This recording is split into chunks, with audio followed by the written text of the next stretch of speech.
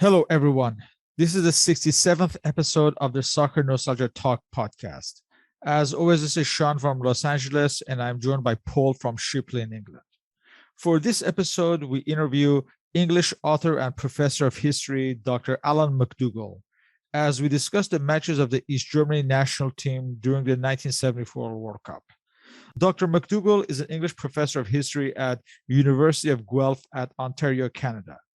His books include The People's Game, Football, State and Society in East Germany, Contested Fields, A Global History of Modern Football, and Youth Politics in East Germany, the Free Youth Movement, 1946-1968.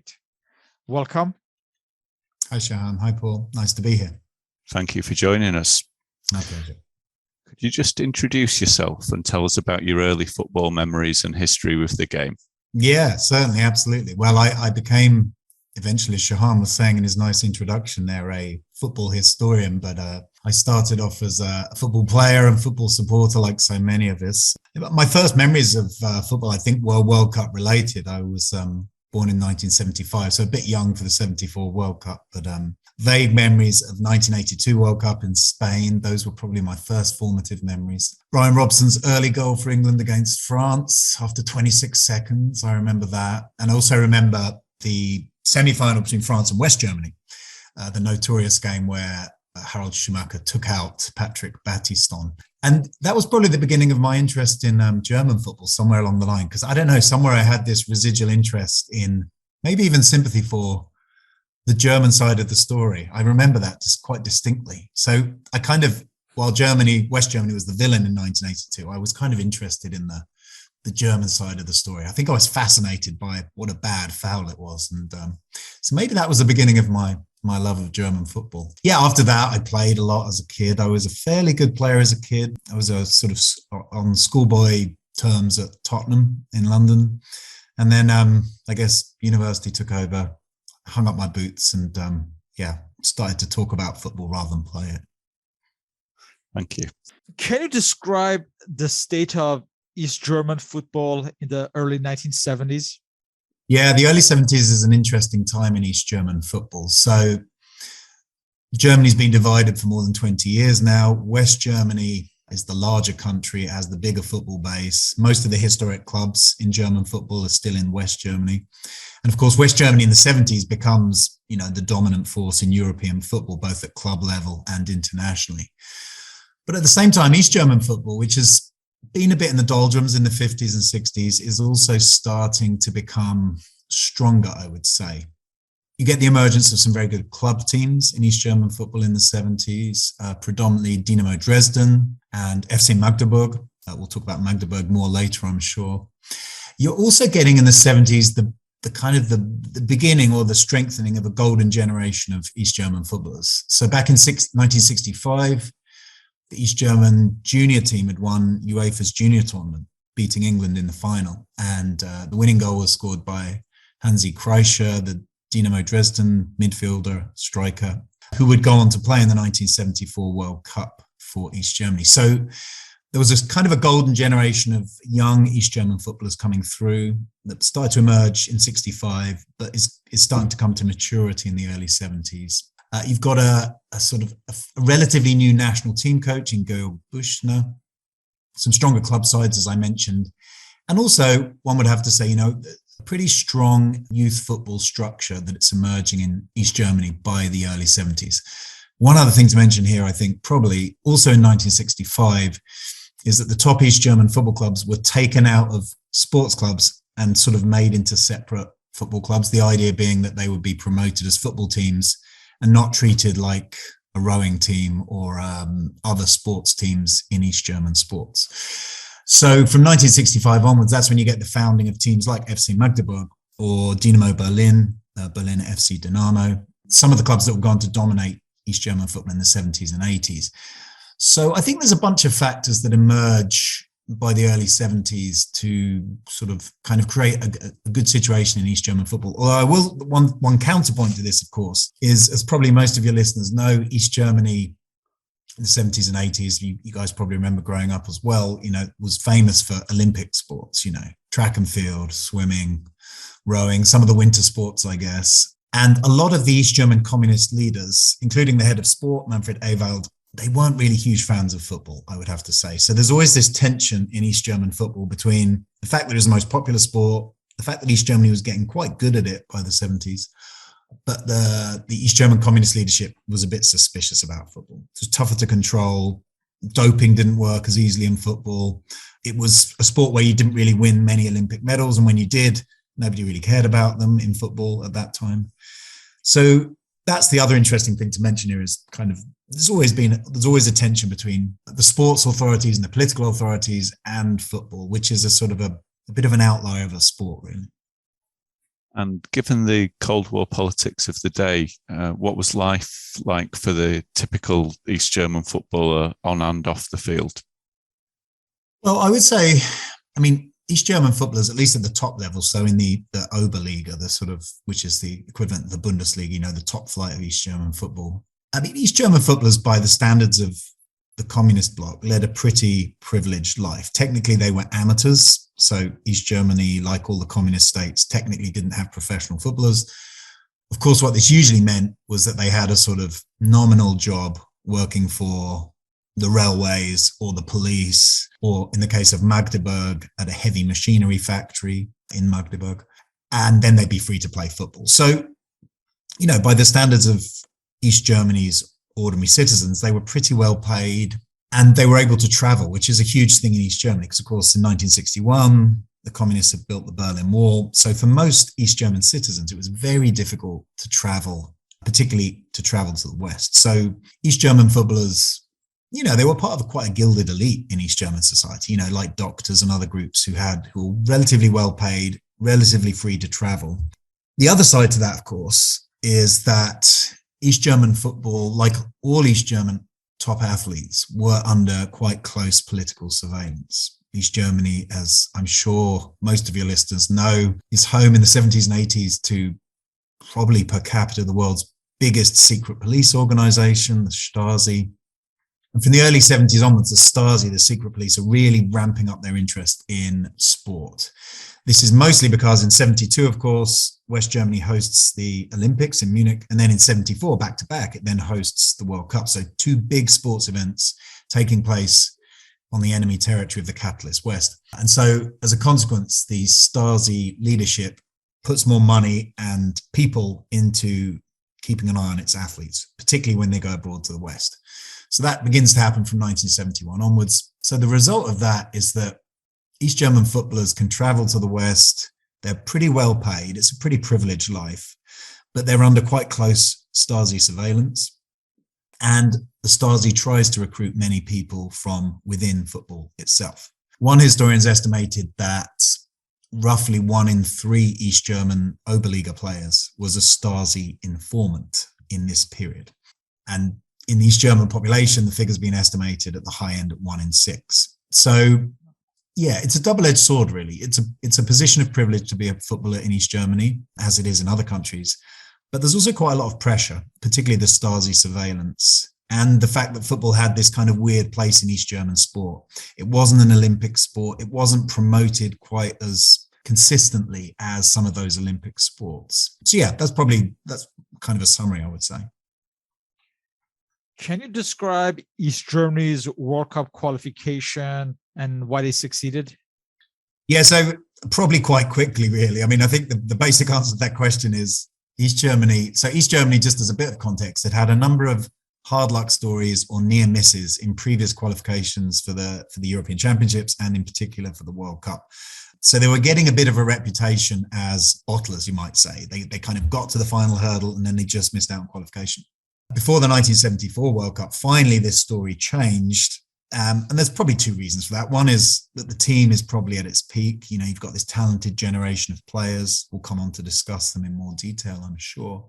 But the second factor probably is that the qualifying group that East Germany had for the 74 World Cup, the UEFA qualifying group, was pretty easy. The other teams in it were Albania and Finland, who were both fairly weak teams, and then Romania, who were their main rivals for the top spot. Romania beat the East German team in Bucharest, but then East Germany won the return game at home in East Germany, and East Germany took care pretty handily of Albania and Finland as well. So a good team, a pretty weak qualifying group, I think, are probably the two answers here. And that meant the end result was that East Germany, for the first, and as it turned out, only time, qualified for the World Cup.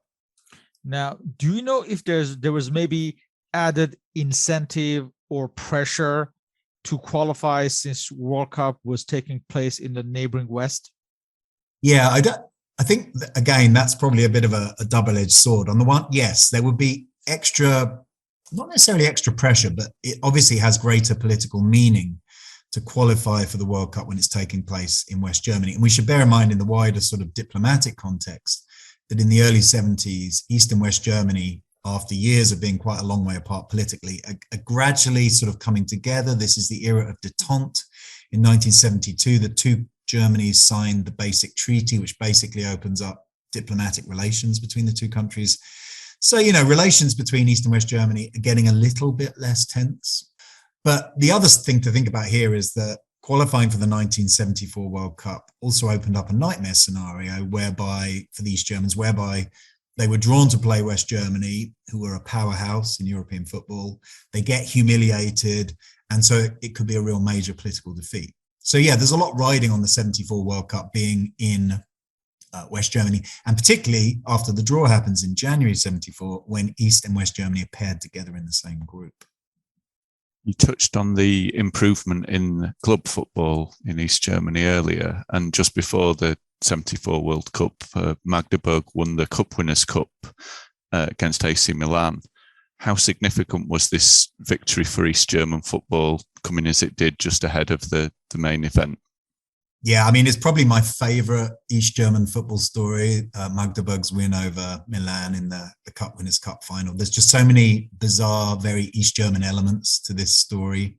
I mean, the first thing to say, it was a major achievement. I mean, the two big achievements of East German football in 74, Magdeburg's win over Milan and then East Germany's win over West Germany, were kind of David against Goliath victories, right? Everybody expected West Germany to beat East Germany, and everybody expected Milan, European royalty, to defeat Magdeburg, who were a remarkably local team.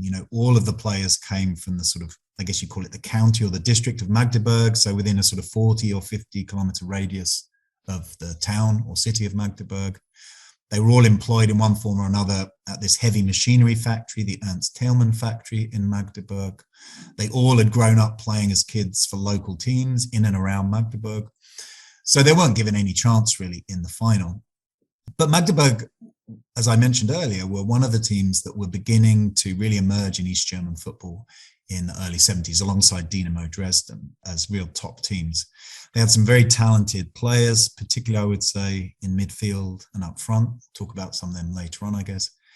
And, it's interesting to watch. I was watching today, actually, some of the highlights of the game, and you're struck by, well, two things really. Milan were terrible on the day. And there's definitely been some rumours that they sort of underestimated Magdeburg. They thought they just had to turn up to win. But Magdeburg play really well. And they actually play in quite an attacking manner. They go ahead through an own goal just before half time. And then they seal the game with about 15 minutes to go with a nice finish from Wolfgang Seguin, who's a midfield player. And then they had a couple of chances on the break to really kind of actually score a more emphatic win. So, and then there's this famous story, which you guys may or may not know, which so hardly anyone watched this game. It was at the De Kuip Stadium in the Netherlands. It wasn't a big box office draw, obviously, Magdeburg. So there were about 5,000 fans there. It's reckoned to be the lowest supported European final ever, I think. But then the Magdeburg players win. And then as they're celebrating, a local sponsor from a textiles factory in East Germany brings onto the pitch these dressing gowns or bathrobes, these white dressing gowns. So you have these bizarre pictures of the Magdeburg players celebrating in these white dressing gowns from the company Malimo. The whole evening is just really surreal. But in terms, to go back to your actual question, Paul, it's a really significant sort of confidence boost for East German football before the World Cup, which is going to take place, 6 weeks later in West Germany. Some of the key players from Magdeburg's win against Milan on the 8th of May, Jürgen Sparwasser, Martin Hoffmann, strikers, Jürgen Pomerenke and Wolfgang Seguin, midfielders, are in the East German squad that goes to West Germany for the World Cup. So there's quite a strong Magdeburg contingent in the East German squad. And naturally, the confidence they bring from winning this European trophy, I think feeds into the good feeling around the camp as they head to West Germany. And the East German national team have been unbeaten, I think, in 15 or 16 games by this point as well. So, yeah, it helps to build momentum, I think, to this big tournament in West Germany.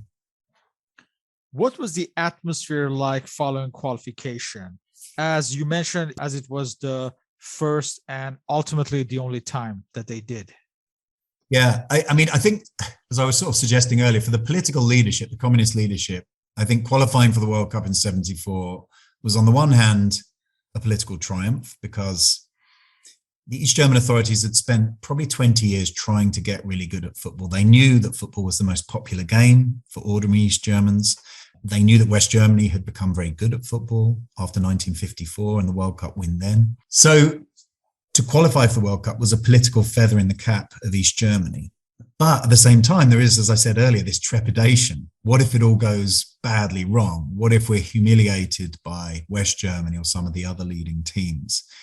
And this, I think, ties into the thinking of the East German communist leadership about football. It was kind of a bit of a problem child in a way. You couldn't ignore it because it was so popular, but it was very difficult to predict. You couldn't control training as easily. You couldn't implement training and doping problems as you could for track and field or rowing or swimming. And of course, East Germany's doping program by the early to mid 70s is becoming quite strong in sport.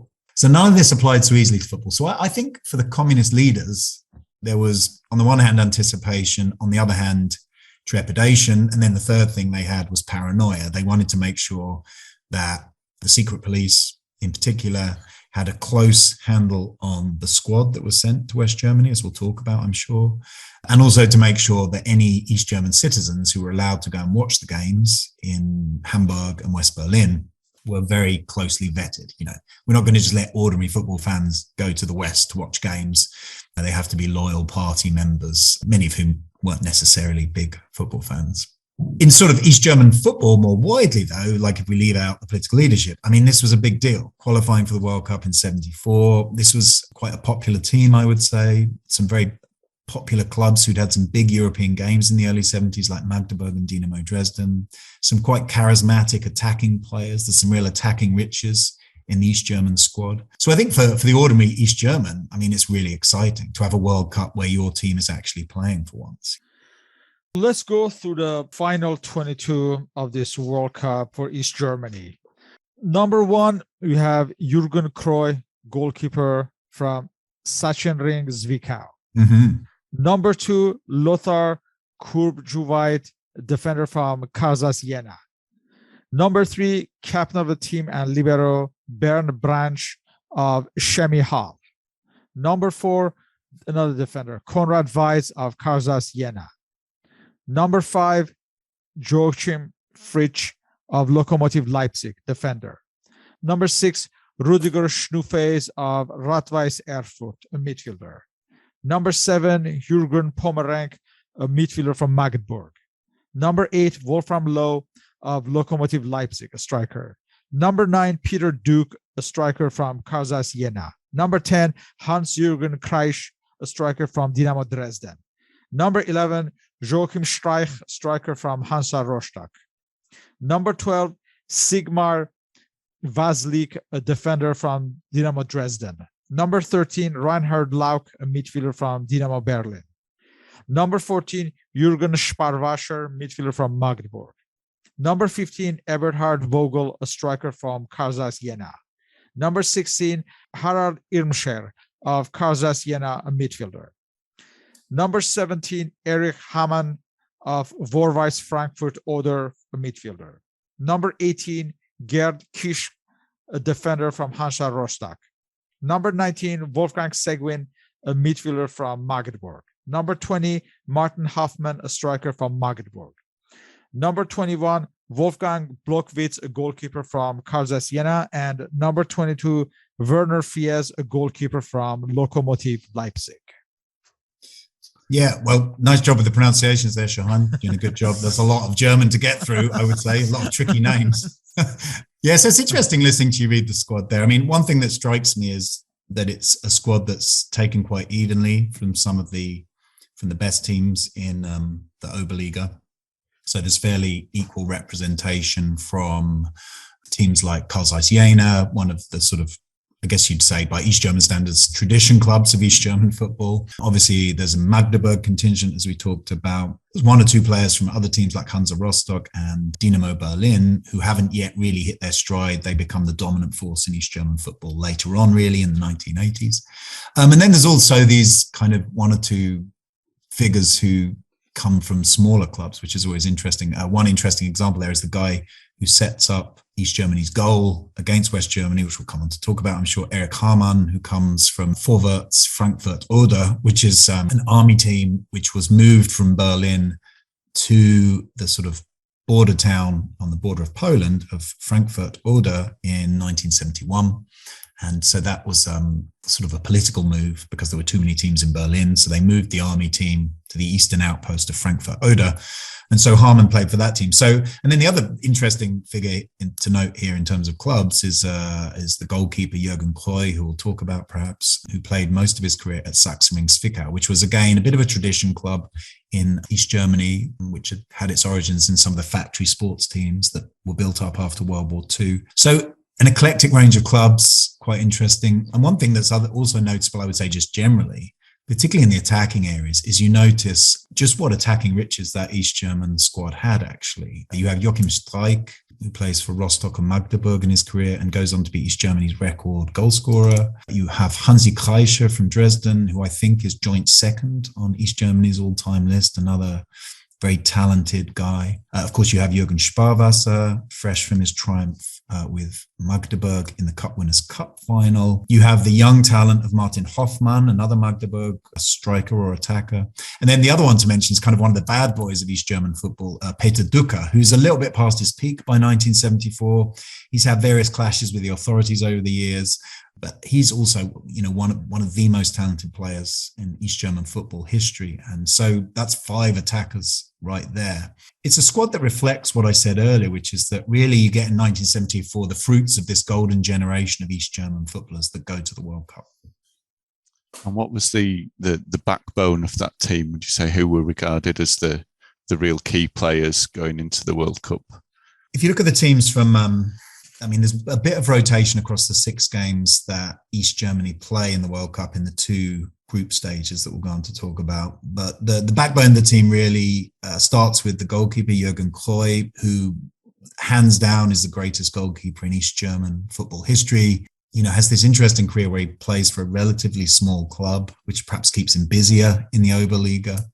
Has a long career in goal for East Germany and had a very high reputation in Europe in the 70s, I would say.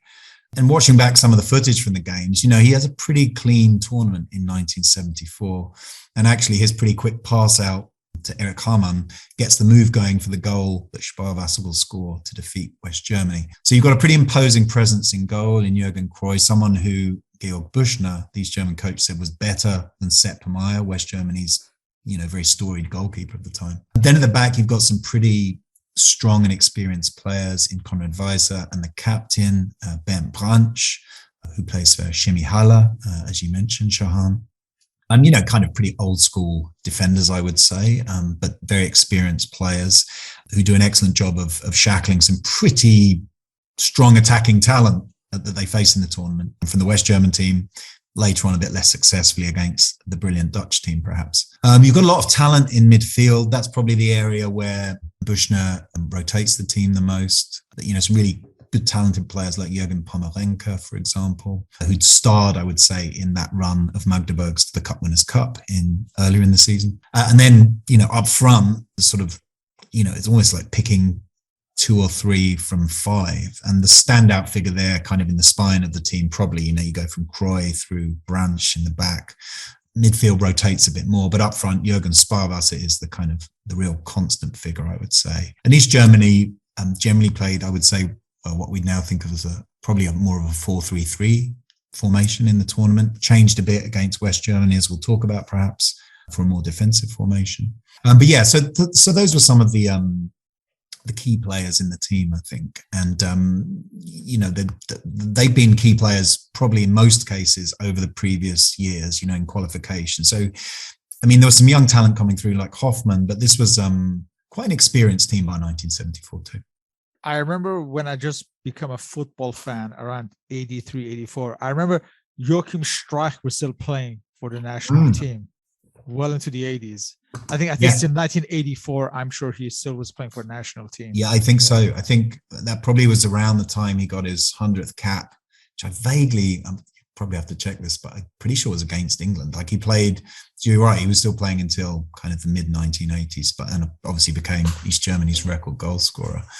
To tell you the strength of this team, in 1989, the East German football magazine, Die Neue Fußballwoche, the New Football Weekly as it was called, kind of the equivalent of Kicker in West Germany, when it did its best team in the 40-year history of the GDR, German Democratic Republic, or East Germany, a number of players from this team were included, including the likes of Streich up front, and of course Jurgen Kloye in goal. So, this was a team with a lot of legendary figures from the history of East German football, and a number of players, I would say, who had good European reputations. They weren't just praised at home; they actually had quite good reputations in Europe as well. What can you say about East Germany manager Jörg Bushner?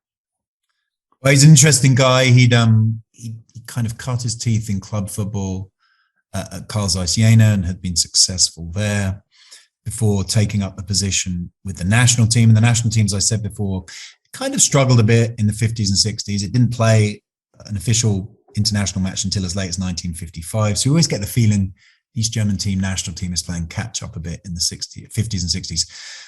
Bushner is a pretty old school coach in some respects. He believed in fitness and discipline. He had those reputations. There was a sense when he became manager that the East German national team wasn't fit enough, that its players tended to kind of wilt under pressure, which of course was reflected in these near misses in various qualifications for World Cups and European Championships. So Bushner was kind of brought in to make the team physically fitter. And of course, he took advantage of this talented generation of players who first emerged at the UEFA tournament, the junior tournament back in 1965.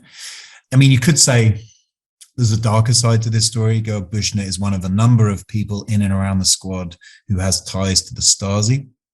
He's what you would call an EM, or IM as we would say in English, an unofficial informer for the Stasi, which is a pretty low-grade informer's position. Now, how much we should read into that is open to debate. Different historians think different things about this. I think what we can say about Georg Bushner is that he was a loyal communist. He believed in the Socialist Republic of East Germany, but at the same time, he was quite an individual. He wasn't someone who towed the party line. He didn't necessarily do what the functionaries told him to do. So he had his own thoughts and his own ideas. So it's a bit too much of a cliche to paint him as a kind of just a zealous communist and a kind of a Stasi adherent. He was also quite an individualist as well. So a pretty strong character, I would say. And he certainly made an impact at the 74 World Cup. And how much control did he have over the team selection? Was he personally responsible for all the selections, or was there an element of committee or maybe party influence on that? That's a good question. It's probably an official and an unofficial answer here. I think there are certain things over which Bushner had limited control. So, for example, if a player had excessively suspicious contacts to the West in the form of relatives or friends, or if a player had been caught trying to defect, for example, in previous period of their career, then those players would be beyond, they'd be kind of politically beyond the pale, I would say. But I think for most of the time, certainly by this period, the manager is able to pick the team and the squad that he wants. Of course, there's kind of pressure from the Football Association, maybe for certain players and certain clubs to be preferred. But an interesting story from later in Bushner's career, a bit after the 74 World Cup, is that although he had this reputation, certainly in the West, as a kind of a communist loyalist, it's interesting that he showed a real distinctive reluctance later in his managerial career to pick players for the national team from Dynamo Berlin. Dynamo Berlin were the Stasi team, the secret police team, who come to dominate East German football from the late 70s.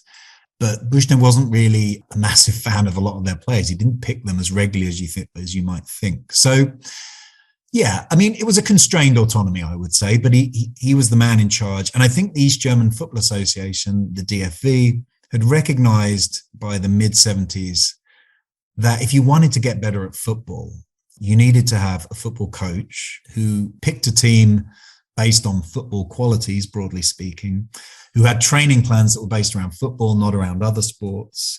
So there was kind of an attempt, I think, from the DFV to give East German coaches and players a bit more responsibility and freedom to develop a distinctive playing style, a squad identity. And that really comes to fruition, albeit briefly, in 1974. Despite being cut off from the West, the players must have known about the Bundesliga. Have any stories emerged to give an idea of what their outlook was on the Bundesliga, how they regarded it? Well, yeah, I mean, the Bundesliga was obviously part of East German everyday life by the 70s. So, I mean, the two countries were obviously neighbours. Much as the East German authorities tried, they couldn't really stop radio broadcasts and increasingly television broadcasts of West German football from coming into East Germany. Also, by the early 70s, East and West German clubs are playing in European competitions. Bayern Munich and Dynamo Dresden have a fantastic ding-dong match in 1973, October-November 1973, which really captures the imagination of both sides. And when Bayern Munich come to Dresden for I can't remember if it's the first or second leg of that tie, there's huge numbers of locals in Dresden who gather around the Bayern Munich hotel because they want to see these Bundesliga stars. So the Bundesliga is a big deal in East Germany. It's a big and popular league. People can see it and follow it on television from West German television stations. They can listen to it on the radio. And obviously for players as well, they're well aware of what's happening on the other side of the Iron Curtain or the Berlin Wall. And, you know, there's a few rumours in and around the 74 World Cup of West German teams sniffing around East German footballers. You know, there's rumours that Jurgen Sparwasser would have been wanted by Bayern Munich, for example. It's hard to know how much truth there is in this. But I think a lot of East German footballers paid attention to the Bundesliga, in some cases knew some of the players, albeit probably not closely as friends, and were interested in what happened in that league because that was kind of their main measuring stick. You know, like for East German footballers, they tended to look west to the Bundesliga rather than further east to the Polish league or the Romanian league. The real yardstick for East German footballers was, of course, always going to be West Germany. East German football history is riddled with tales of defection. During the World Cup, how did the Stasi keep an eye on the team? Well, as I mentioned earlier, so in the early 70s, the Stasi really ramped up its surveillance of elite sport. In 1971, I don't know, it's a difficult word to translate, but it has this service order called 4/71, which basically outlines in detail how the secret police are going to start to provide better surveillance of elite athletes when they go west for UEFA competition matches, and for international and European championships, not just in football, but in a bunch of other sports as well. This was all ahead of the back-to-back Olympics and World Cup that were taking place in West Germany in 72 and 74. So when East Germany qualifies for the World Cup in 74, the Stasi jumps into action, puts together an operation which is called Aktion Leder. All the operations have names. Leder is leather in German. And yeah, I guess there's two elements to what the Stasi is doing. One is surveillance of the team and the delegation that goes to West Germany for the tournament. Research I've seen from Stasi files suggests that there are 13 Stasi officials who accompany the team and the delegation of the East German squad. So, you know, that's a pretty high percentage of Stasi minders for a squad and delegation that numbered, if you include the players and the coaching staff, about 49 or 50. And then there was also pretty heavy Stasi presence among I'm going to say the word fans, but really they were tourists who were allowed to travel from East Germany to West Germany to watch East Germany's initial group stage games in Hamburg and West Berlin. So I don't know the numbers there, but there are a lot of plainclothes Stasi policemen reporting back on the behavior of East Germany's tourist delegation when they arrived in West German cities. So the short answer is there's pretty heavy Stasi surveillance of the East German team and supporters who are allowed to make their way to West Germany in 1974. And yeah, it's interesting. And it kind of does relate to the question of defection. Obviously, defections would have been a political scandal in East Germany. Interestingly, by this time, sort of 1974, not too many East German footballers have actually jumped ship and headed to the West. There were one or two in the mid-60s, but actually the main wave of defections from East Germany to West Germany happens after 1974 World Cup, in the later 70s, and then a bit in the 1980s as well. So at this point, and perhaps it's related to East Germany being so good at football for a brief time, there's less discontent perhaps and less desire to jump ship and go and play with a Bundesliga club. But nonetheless, the Stasi's not taking any chances in 74.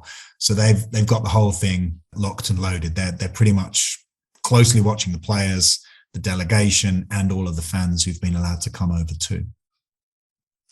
I'm assuming there would have also been some control over contact with the world media for this tournament as well. Were the players given prepared responses? What kind of coaching might have been given for this contact with the international media?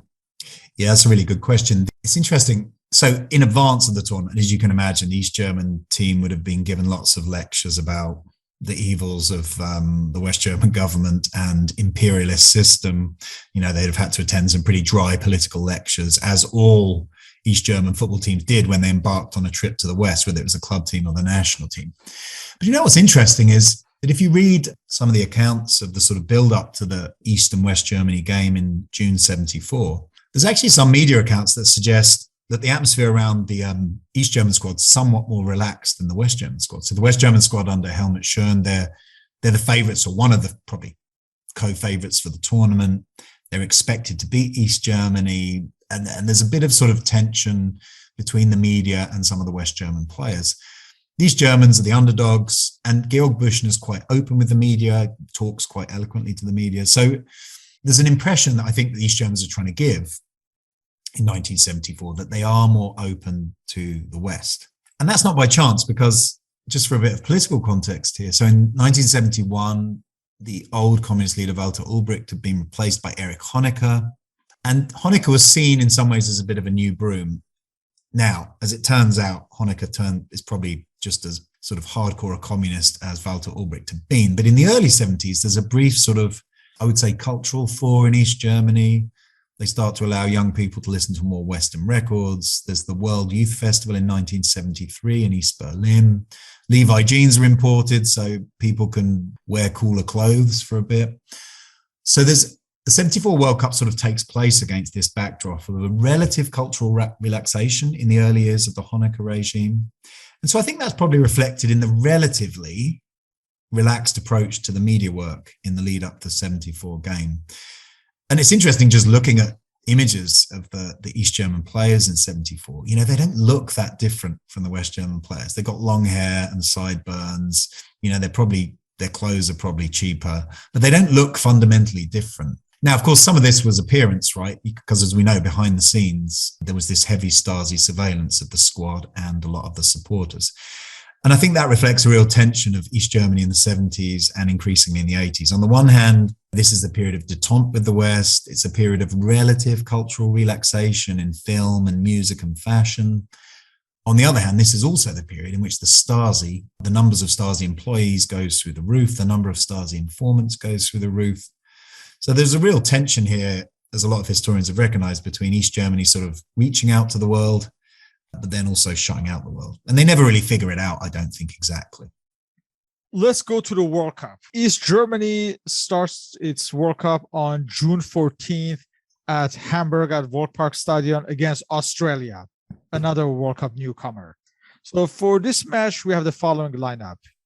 Jurgen Kloye, captain of the side, Bernd Branch, Konrad Weiss, Jürgen Pomerenke, Wolfram Lohe, and he replaced by Martin Hoffmann in the 57th minute, Joachim Streich, Sigmar Watzlik, Jürgen Sparwasser, Eberhard Vogel, Harald Irmscher, and Gerd Kiss.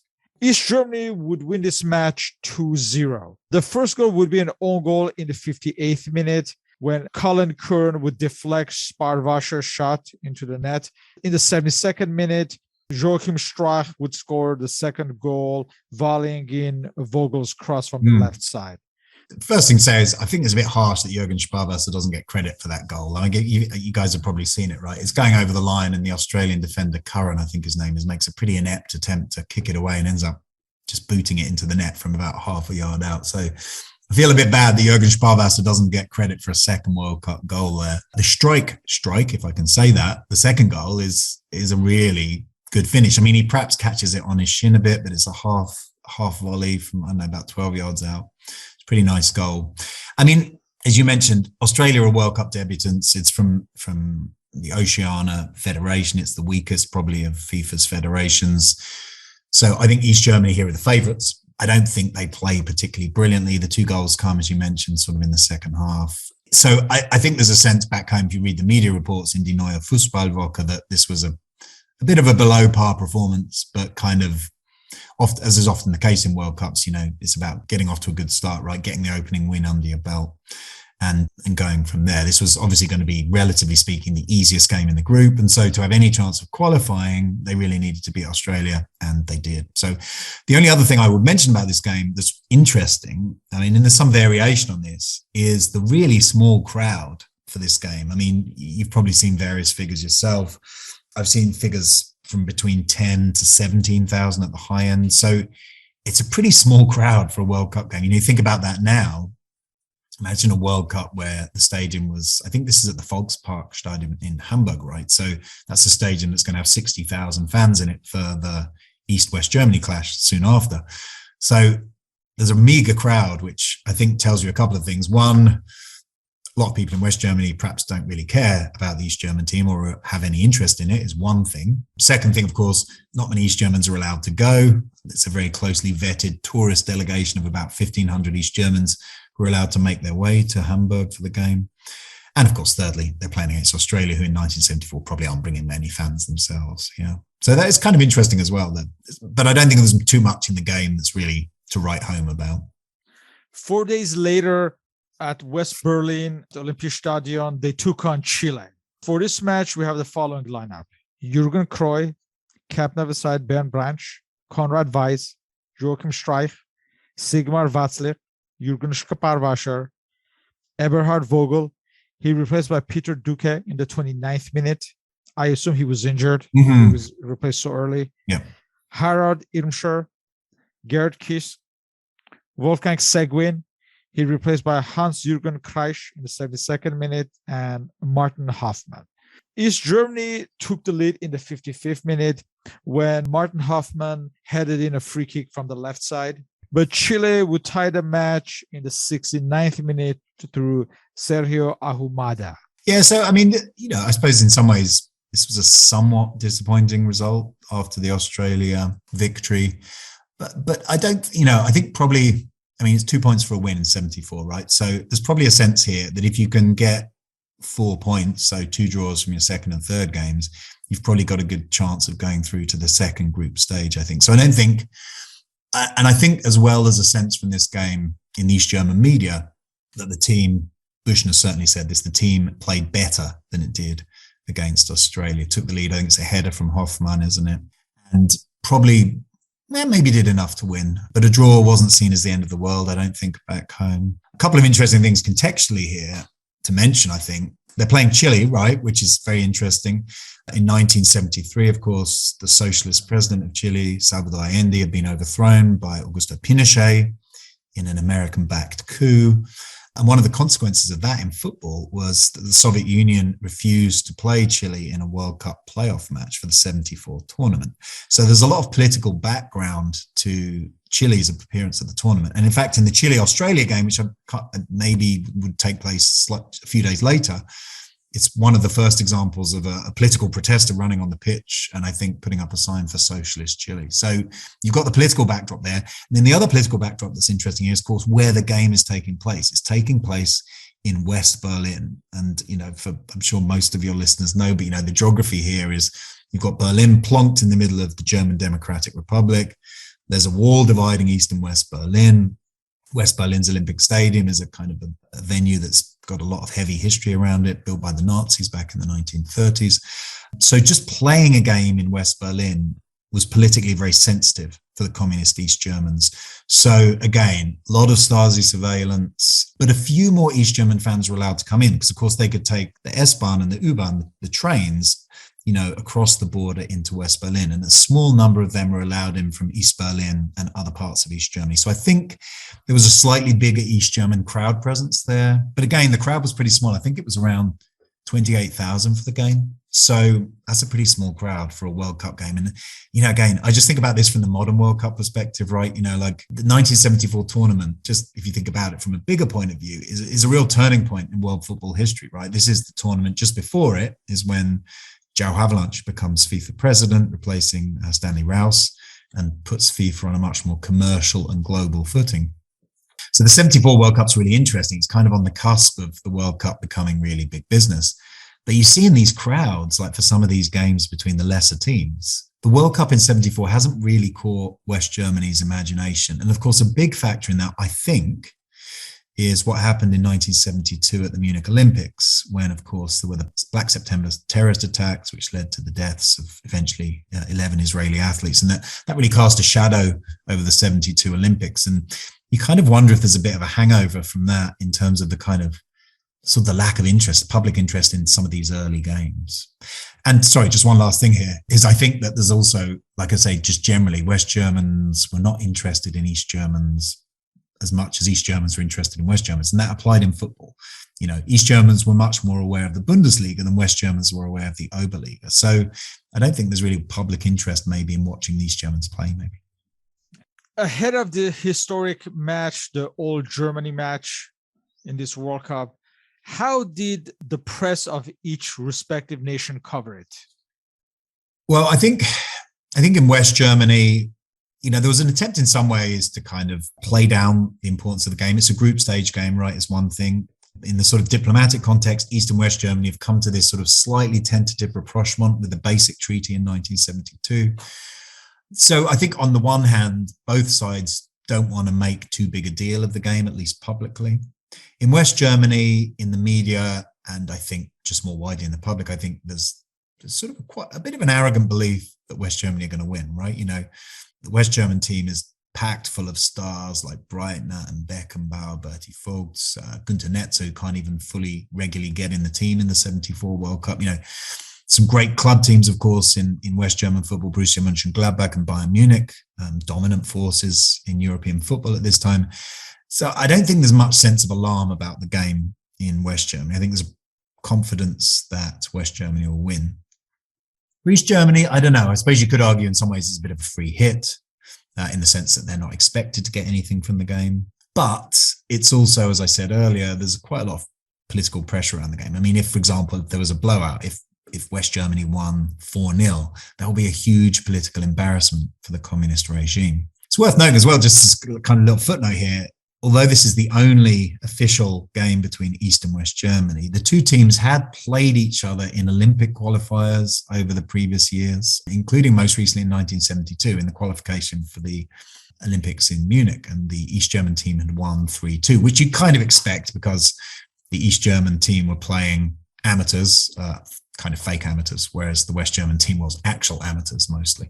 So there was a bit of a kind of a prehistory here. But I think, broadly speaking, West German media, public, confident about victory. East Germany, maybe a bit wary, but a lot of anticipation about the game.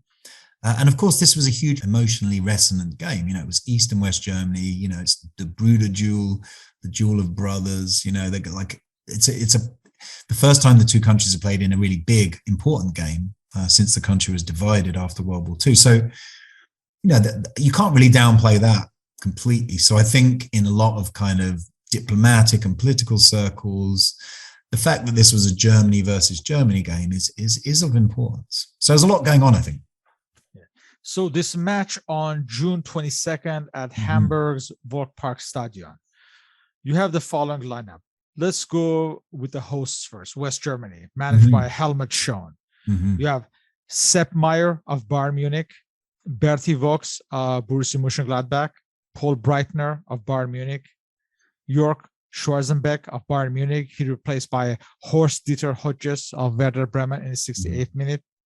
Captain of the side, Franz Beckenbauer of Bayern Munich, Bernd Kuhlmann of Köln, Jurgen Grabowski, who sadly passed away just yesterday from Eintracht Frankfurt. I didn't even know that. There you go. Yeah, wow. yeah. There you go.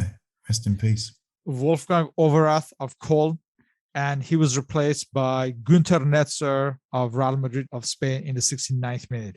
And as you mentioned, this was Günter Netzer's only appearance in any World Cup. One of the greatest players of his generation. I mean, there's a whole other podcast there on that kind of that kind of talented player who he'd starred in the European Championship 2 years earlier, right? Yeah, for West Germany, but didn't find favour in 74. And you see him coming on for the last 21 minutes of the game. It's on, right? So, but it's a pretty.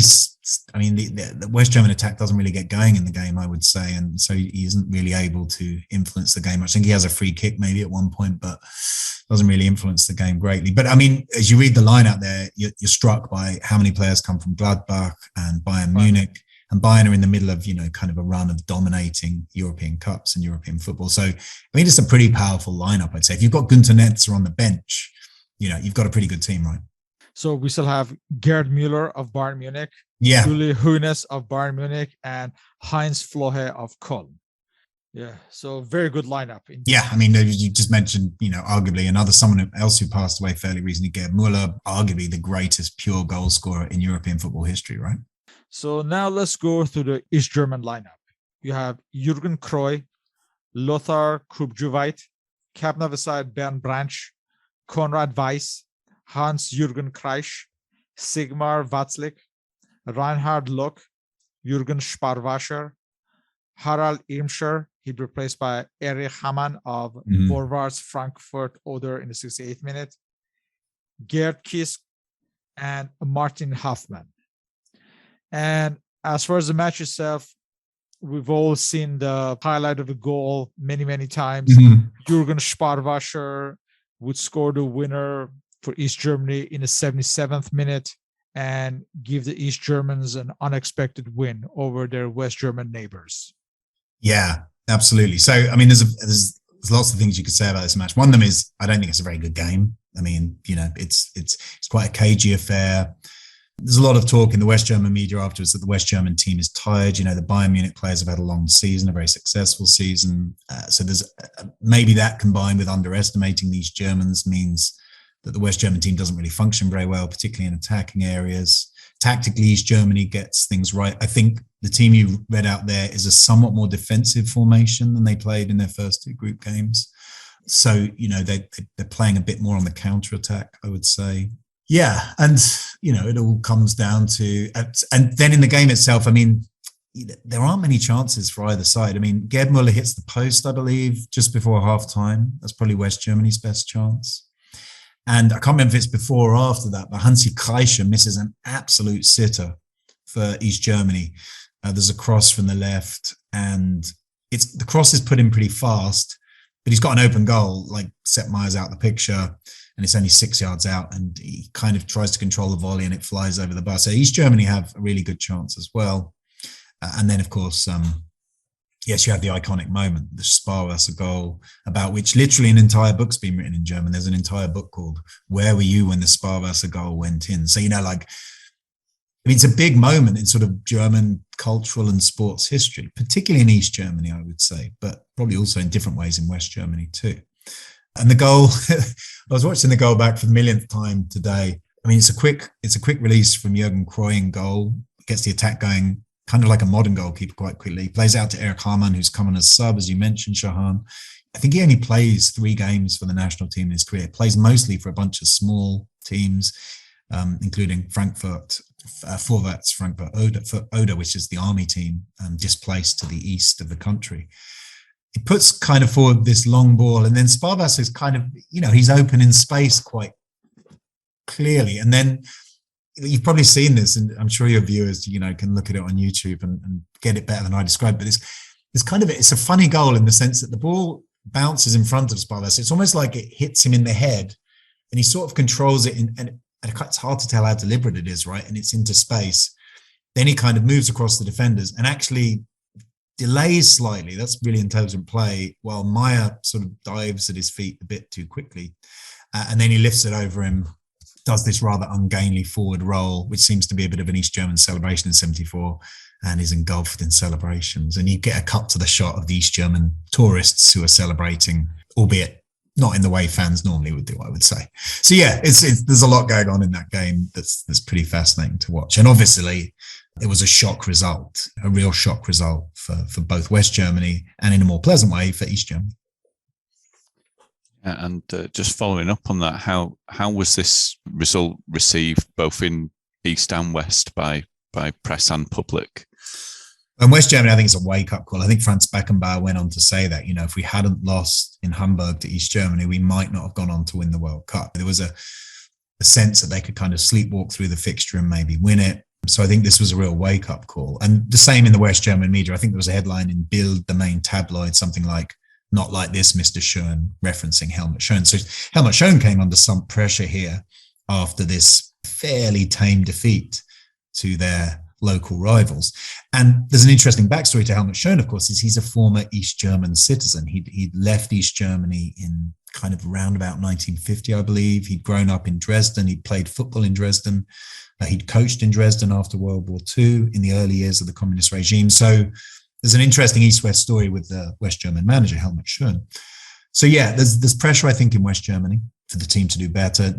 Real disappointment at the result. East Germany, as you can imagine, it's just totally the opposite. The media's jubilant.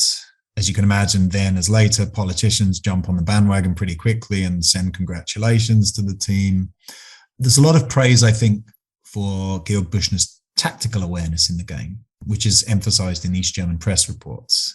Die Neue Fußballwoche says something like, I'm translating here, but Bushner's tactics fit the East German team like a tailored suit, like the way he played a bit more defensively on the counter, nullified West Germany's brilliant attackers, nullified the effect of Beckenbauer a bit. So there's a lot of praise for Bushner tactically, I think, and for the players individually, and also as a collective, which for a socialist country is very important, collective performance. And then getting on to the public reaction in East Germany, I mean, that's a really interesting question. And, I interviewed quite a lot of fans and read quite a lot of reports about the game. And there's a lot of people in East Germany in 1974 who have somewhat divided loyalties. They have family or relatives in West Germany. They might have a favorite Bundesliga team. But I think the broad reaction back home in East Germany was sort of unexpected and joyous. This was a surprise victory, kind of briefly gave the country a bit of a shot in the arm. People were pretty happy going into work the next day, let's say. East Germany, along with West Germany, qualified to the second round. For the second round, they were paired with Brazil, the Netherlands, and Argentina. And that's for winning the group, by the way. So, one of the consequences of East Germany winning here was they screwed themselves over, right? Because by winning the group, they ended up in this, we'd call it a group. That's not even a group of death. I don't know what you call that. That's like the hardest group you can imagine, right? And West Germany finished second. They ended up with, I think, Sweden, Poland, and Yugoslavia.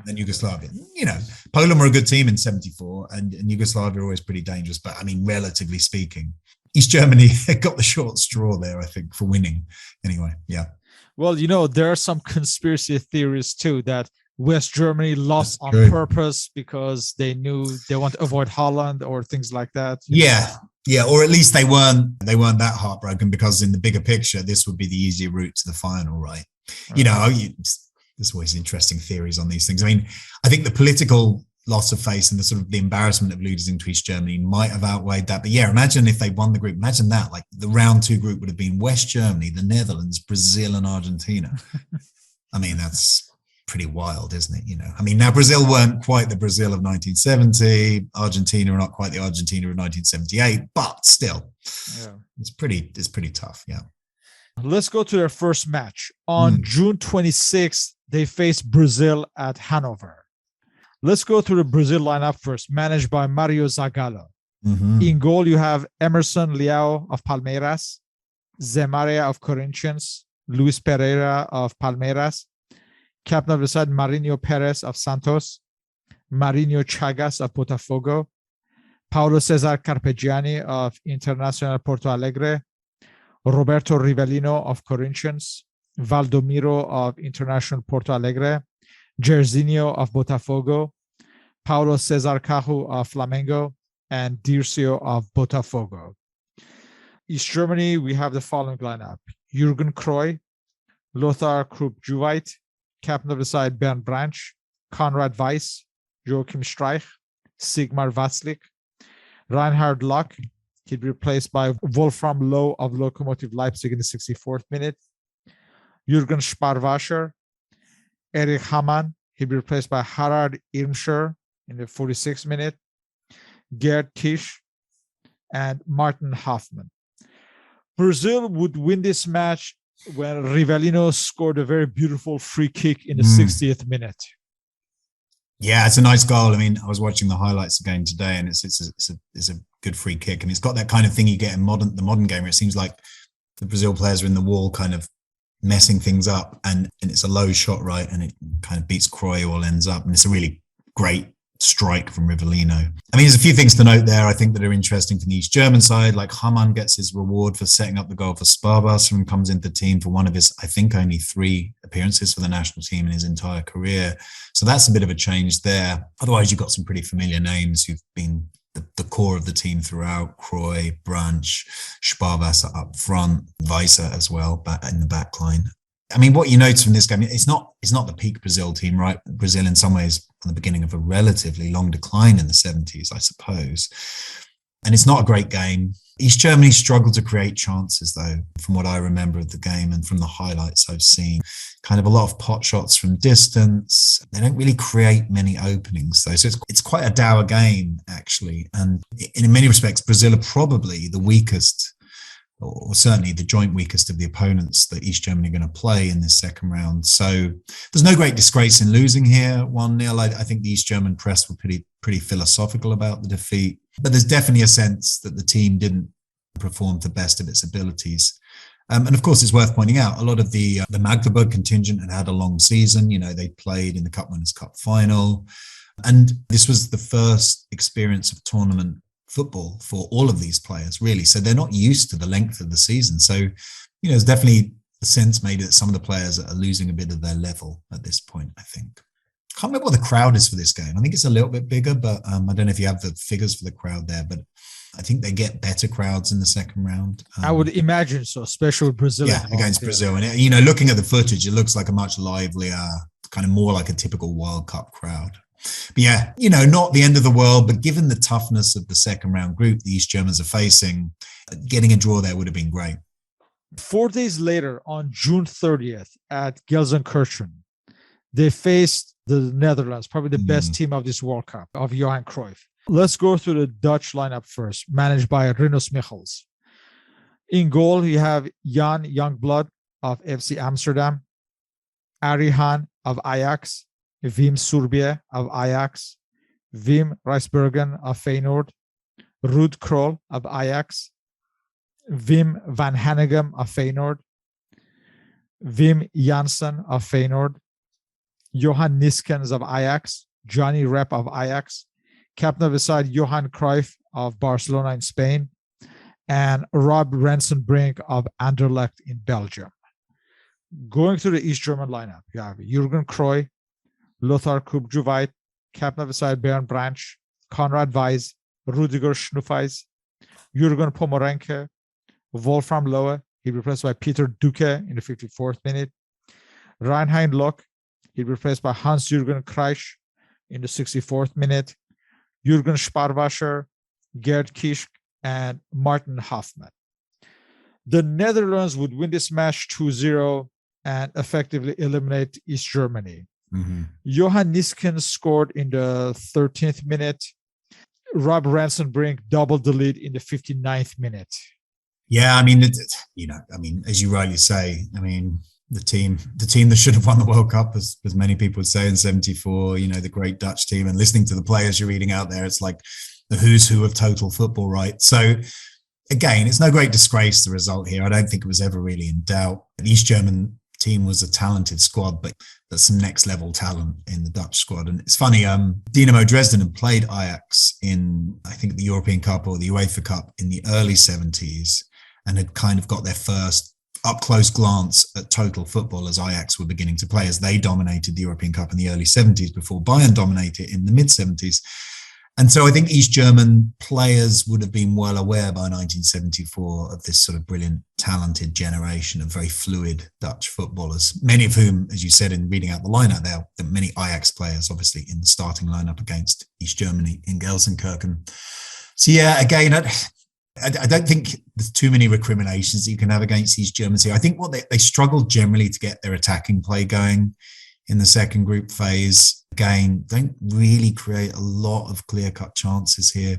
And it's interesting, you wonder here, I don't know enough about what Bushner's thinking here necessarily, but he does rotate, apart from Sparwasser, like a lot of the forward line sort of rotates quite a lot across the sort of 6 games East Germany play.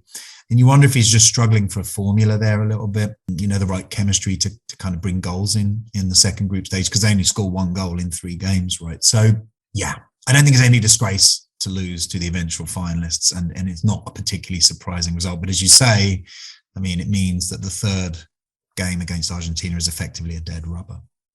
So this match against Argentina was on July 3rd, again at Gelsenkirchen. Argentina were managed by Vladislav Kapp. For this match, we have the following lineup. For Argentina first, Ubaldo Filol of River Plate in goal, Ruben Ayala of Atletico Madrid in Spain, Carlos Babington of Huracan, Angel Vargas of Nantes in France, Miguel Brindisi of Huracan, Jorge Carrascosa of Huracan, Ramon Heredia of Atletico Madrid in Spain, René Hausmann of Huracan, Mario Kempes of Rosario Central, Roberto Telch of San Lorenzo, and Captain of the side, Enrique Wolf of River Plate. For East Germany, for the final match, we have the following lineup. Jurgen Kloye, Lothar Krubjuweit, Captain of the side, Bernd Branch, Konrad Weiss, Rudiger Schnuffes, Jürgen Pomerenke, Wolfram Loh, he replaced by Eberhard Vogel in the 65th minute, Joachim Streich, he replaced by Peter Duque in the 80th minute, Jürgen Sparwasser, Gerd Kisk, and Martin Hoffmann. This inconsequential match for both teams would end in a 1-1 tie. East Germany took the lead in the 14th minute when Joachim Streich headed them ahead from a cross from the right side. In the 20th minute, Argentina tied the match. Mario Kempes crossed from the left side and René Hausmann shot in his cross. Mm-hmm. Yeah, that was all she wrote for these two teams, right? That was the end of the tournament. I mean, the East German goal's quite nice, actually. Good run down the right and a good finish from Streich, who, ends up predictably as East Germany's top scorer in the tournament, I guess, albeit only with 2 goals.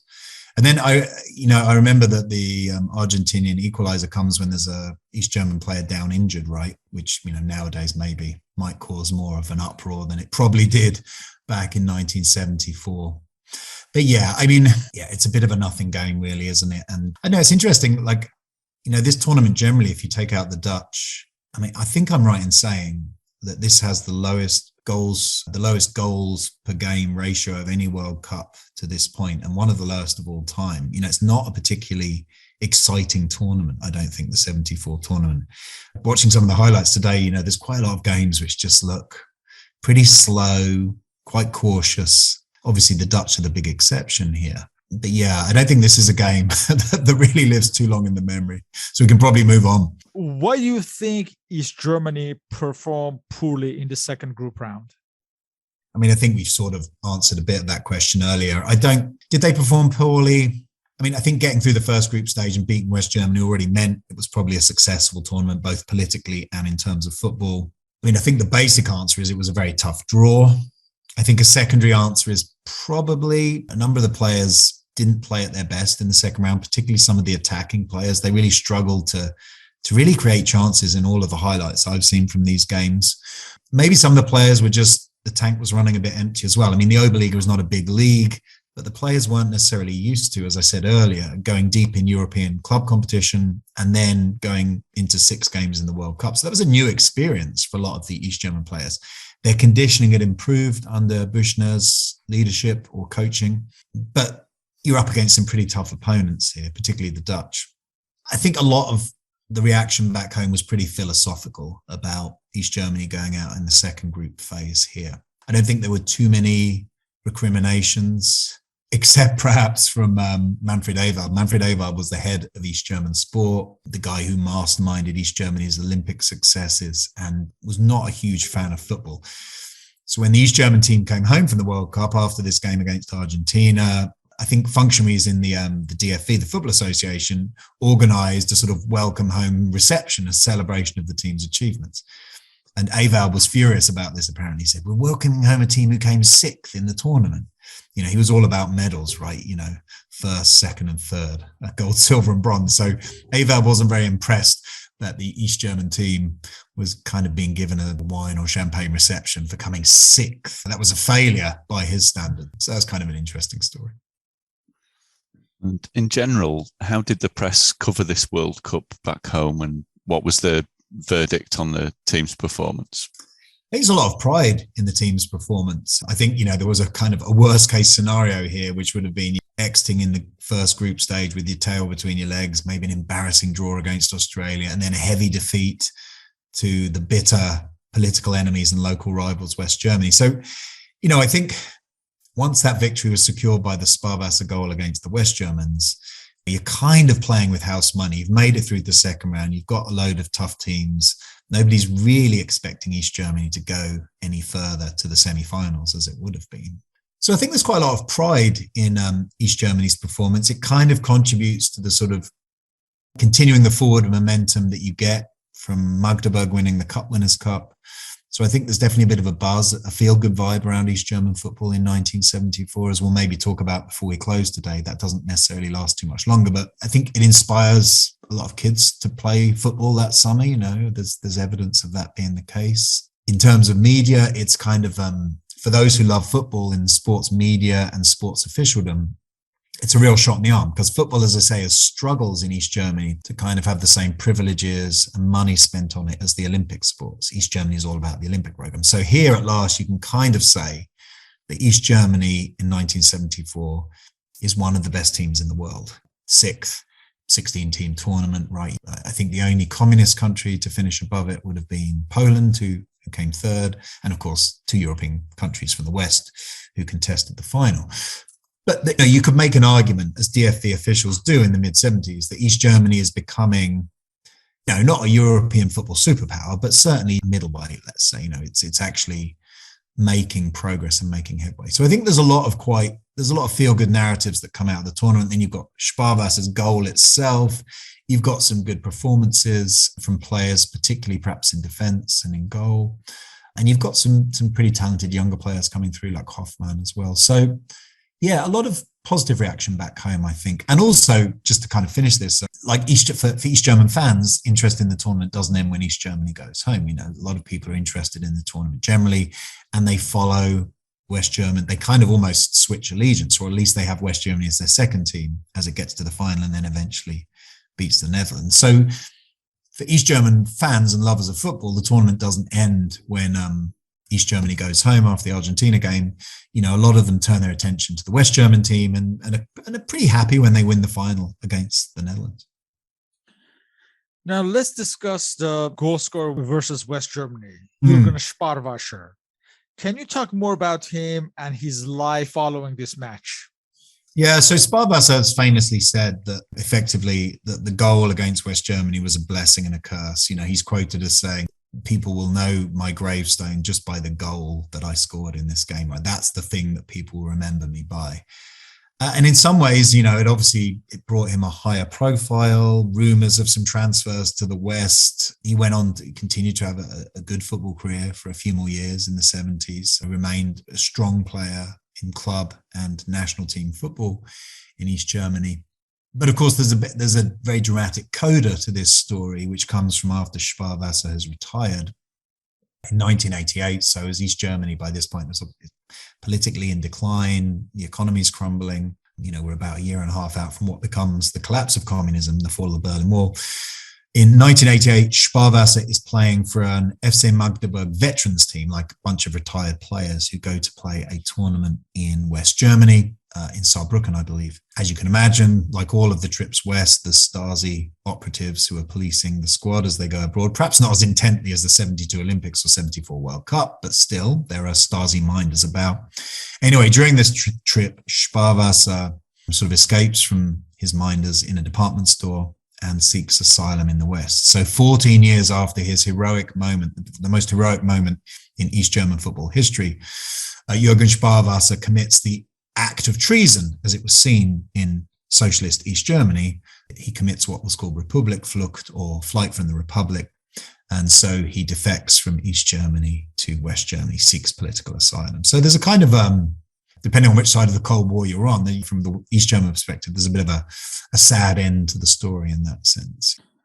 In 1994, Jurgen Sparwasser does an interview. And in fact, I've uploaded that video on YouTube. He said that his goal was replayed on television many, many, many times and was used as a political tool against the capitalist West, so to speak. He said he just got sick and tired of it, and everyone as well.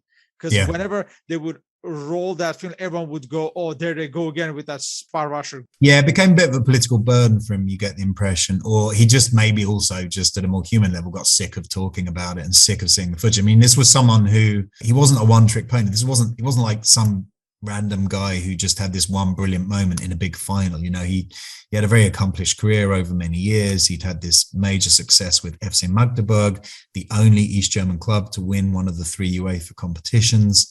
He had a long career in both club and international football. So, yeah, I think there is a sense of frustration that his kind of career was reduced to this, and he probably got kind of fed up talking about it. So, I mean, I don't think we know a huge amount of the background as why he decides to defect in 1988. Frustrations, I think, with some of the difficulties of traveling to the West and getting permission to travel to the West for family members, I think plays a role here. But yeah, so it becomes a bit of a kind of a millstone around his neck in some ways, which is kind of sad when you see that kind of joyous reaction on the day and that brilliantly sort of amateur forward roll after he scores the goal,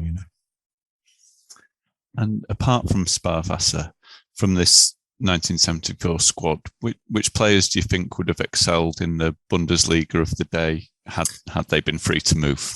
Yeah, that's a good counterfactual question. So generally speaking, I would say sort of in the 70s and 80s, when you do get a few players defecting from East to West Germany, as a rule, they struggle generally in the Bundesliga. So it's difficult to make the transition. There's a bunch of reasons for this, I think. I think the Oberliga is a lower standard than the Bundesliga is one. Two, the players generally had to serve some sort of UEFA or FIFA suspension after they defected, so their career was interrupted before they could start playing in the West. And three, maybe, for a lot of players, psychologically and emotionally moving from their home country to somewhere else was perhaps more difficult. A different kind of political system, different society, different economic system, and a different football culture as well.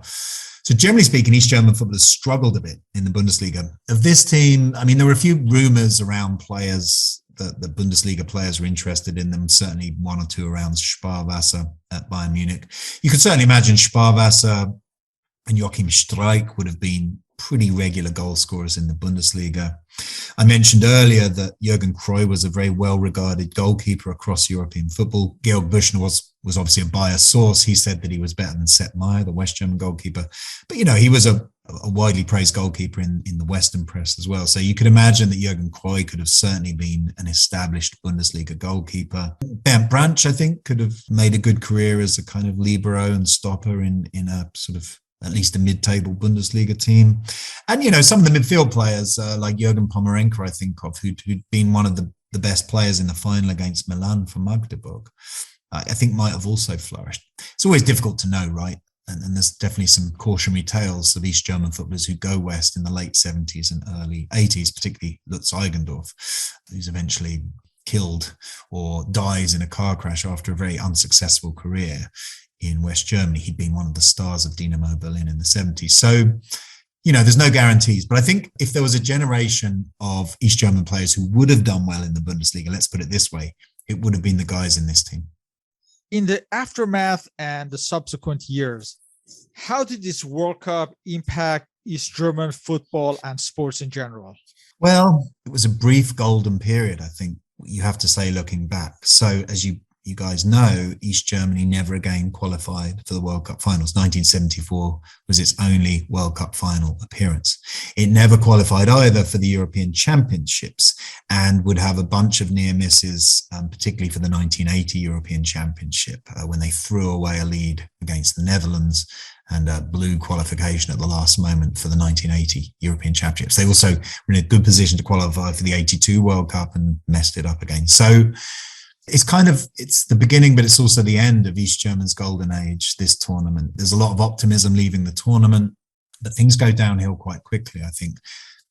Why that happens is open to debate. Some people would blame the emergence of Dynamo Berlin, the Stasi team, as the dominant and smothering force in East German football. Very unpopular team, but successful in the 80s.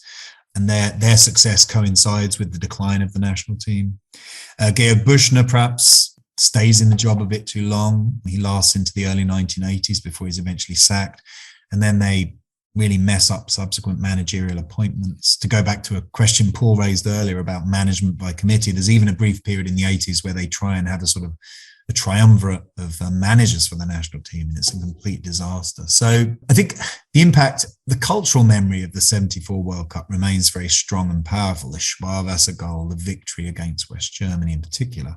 But it's kind of the beginning of the end for the great period or the good period of the East German national team. It never again scales the heights that it does in 1974. That golden generation of players begins to gradually break up. And although there's lots of talented East German players who come along later, Lutz Eigendorf, later on, brilliant players like Thomas Doll and Matthias Sammer in the last years of East Germany, they can never again recapture sort of that chemistry as a national team. So yeah, I think this is the high moment for East German football. May and June 1974, the De Kuip Stadium in Rotterdam with Magdeburg, and then at the Volksparkstadion in Hamburg for the East-West encounter. This is as good as it gets, really. In closing, both online and in general, there's been a resurgence of interest in East German football. There's a lot of interest in the clubs, the kits. There's literature, including your own, and podcasts devoted to it. Yeah. What do you attribute this nostalgia to?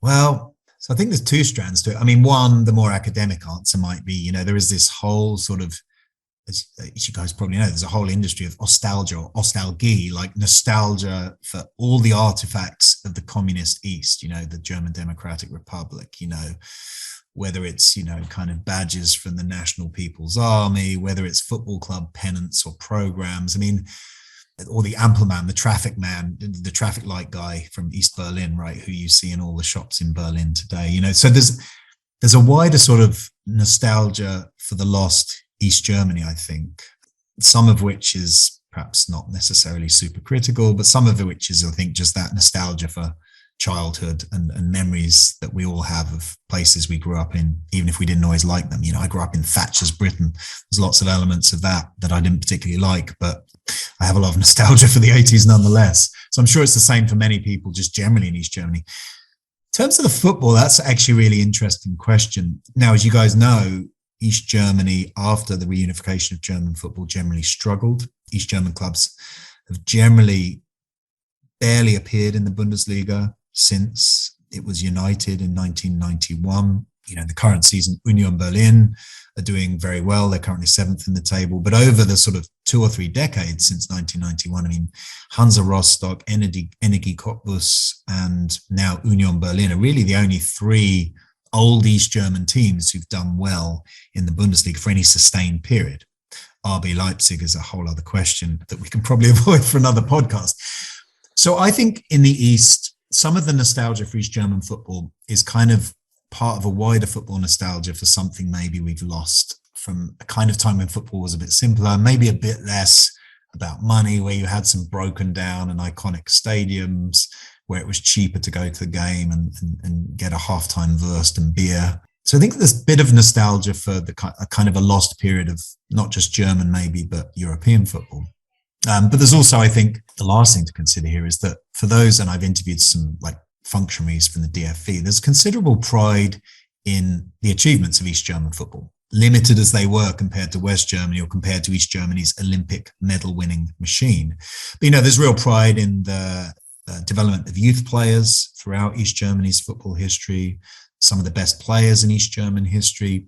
And in a sense, I think that East Germany hasn't sort of had its proper dues and respect paid for its achievements and successes. So I think there's also a bit of that means that there's still a fascination with East German football. And I think finally here, like for us as an international audience, East German football is just a wild and fascinating story just all around. They win the European Cup Winners' Cup, FC Magdeburg, in front of 5,000 fans, including a few hundred from Magdeburg who are bussed in and don't even really know anything about football, and then celebrate in dressing gowns made by a local textile factory. I mean, absolutely brilliant against like the squad from AC Milan, who've got some great players at that time.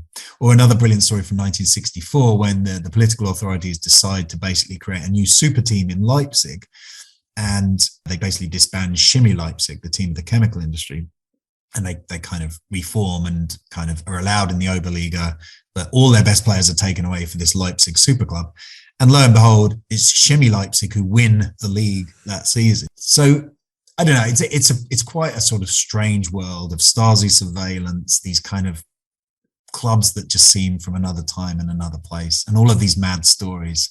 So I think all of that combined with a wider resurgence of interest in football behind the Iron Curtain, and there's some great books on football in Yugoslavia, football in Poland, football in the former Soviet Union. I think all of that combines to make East Germany punch above its weight in terms of its sort of post-unification football history.